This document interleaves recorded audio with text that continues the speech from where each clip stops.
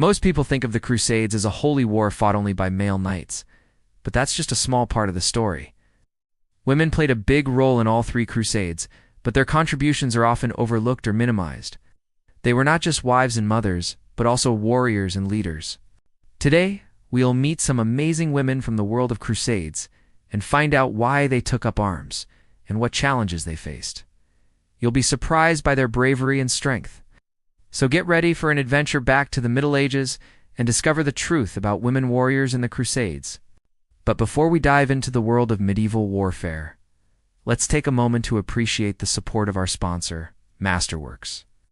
They've been making waves in the art market by offering everyday people like you and me the chance to invest in and own a piece of Banksy's artwork.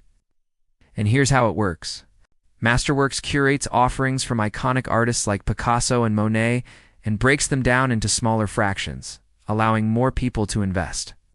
It's a great way to diversify your portfolio and potentially earn some good returns. Let's head back to the Crusades. When you think of the Crusades, you probably imagine fierce warriors on horseback charging into battle. But did you know that women played a big role in these holy wars too? During the First Crusade in 1095, European Christians started heading east to take Jerusalem, which was controlled by Muslims, back from the Seljuk Turks. At first, women were not supposed to join the fighting. But soon there were so many that a special group called the Women's Army had to be formed to keep order. These women were not just there to help out. They were tough fighters who knew how to use a sword and shield just like the men. One of the most famous women warriors was a noblewoman from France named Goselin de Courtenay. She wanted to be a knight, but because she was a woman, she couldn't. So instead, she cut her hair and dressed as a man. No one knew she was a woman until years later when she became queen. Goselin wasn't alone. There were other women who disguised themselves as men to join the Crusades. Some were wives who followed their husbands into battle, while others were serving as nurses and helpers. They all had different reasons for being there, but they all had to hide their identity to do it. The Second Crusade started after a group of European Christians attacked a Muslim city called Edessa in 1144. But when the Muslim leader invited them to talk things over, the Christian leader refused and got ready to fight. This made women's lives even harder, because now they had to deal with not only fighting in a war, but also protecting their families and homes. Even though things were tough, women kept helping out during the Crusades.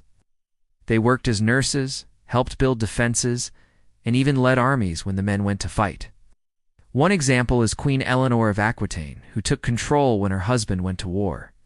Back in Europe, women also took up arms to protect their land and families. When the Third Crusade started in 1189, the English Princess Eleanor of England and the French Queen Isabella of Angers both got ready to fight.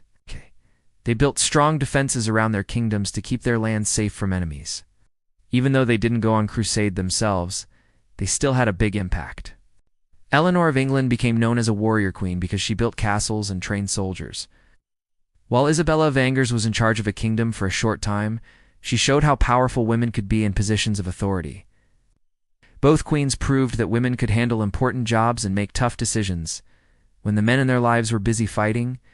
Now let's talk about the amazing women who actually fought in battles during the Third Crusade.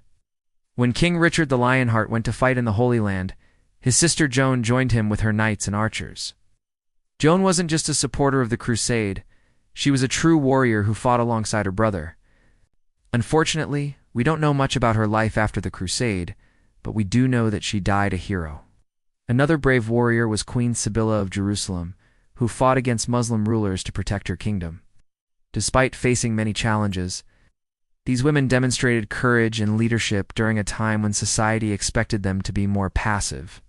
As the story of women in the Crusades comes to a close, it's important to remember that their contributions were essential to the success of the military campaigns.